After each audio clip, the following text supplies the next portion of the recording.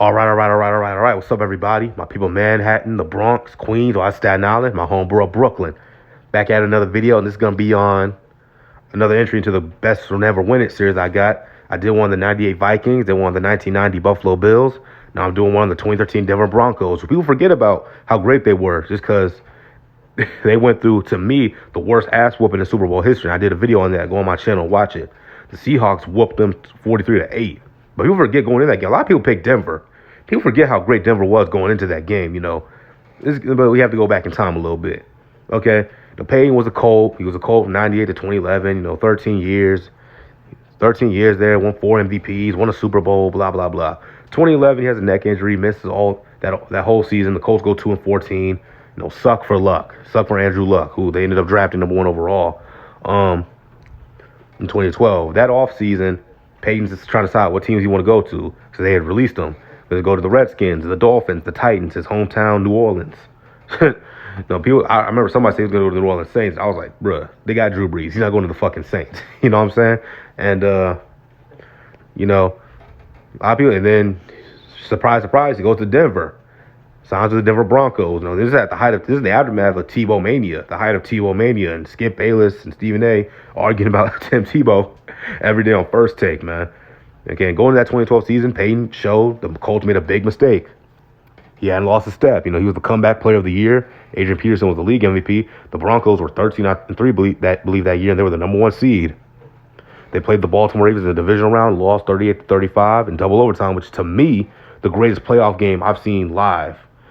Wild card, divisional round, conference championship game, AFC, NFC, the AFC divisional round in 2012, Broncos, Ravens, best playoff game I've ever seen. Like Ray Lewis's last ride and the Mile High Miracle and all that.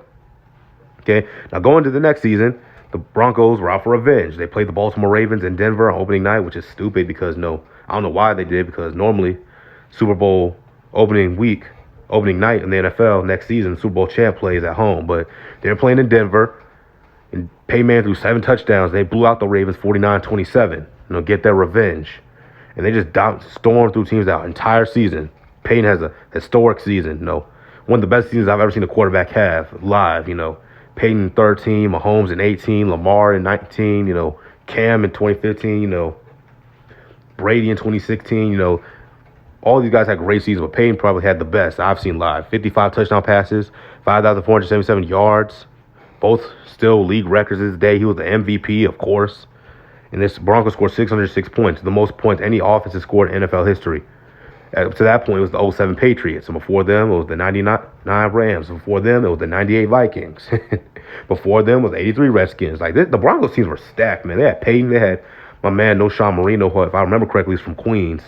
Well, born in Queens, raised in Jersey. All my people from Queens or people who live in New Jersey, remind me, shout me out, let me know where Sean was from. I know he was born in Queens. Sean Marino was a very good back.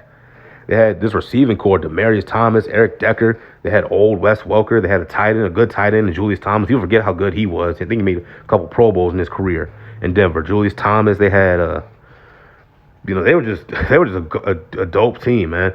On defense, they had some of the pieces on defense that would be on the 2015 Broncos team 2 years later. Von Miller, who missed most of the season, the whole season. They had Champ Bailey, who was old. He was past his prime. He wasn't Champ Bailey anymore. They had Derek Wolfe, who missed the whole season. They still had Malik Jackson and Sylvester Williams. Chris Harris Jr. missed that entire season. So most of the defensive players went out. That Champ Bailey was old, and most other defensive players that were out. So had they had all those guys for that Super Bowl, who knows what would have happened. But they played the Chargers in the divisional round that year, beat them 24-17 in Denver. They played the championship game 2013 against the Patriots in Denver. They beat Brady. They gave Brady hell, and they go off to the Super Bowl. And people forget. Like I said, going into that Super Bowl, a lot of people had picked Denver, including me. Okay, I thought that offense. I thought Payton was going to figure out the LOB. I think because Payton has one of the greatest minds in NFL history. Okay, he's one of the greatest offensive minds in NFL history. So I thought he was going to figure out Sherman and the LOB and all those dudes.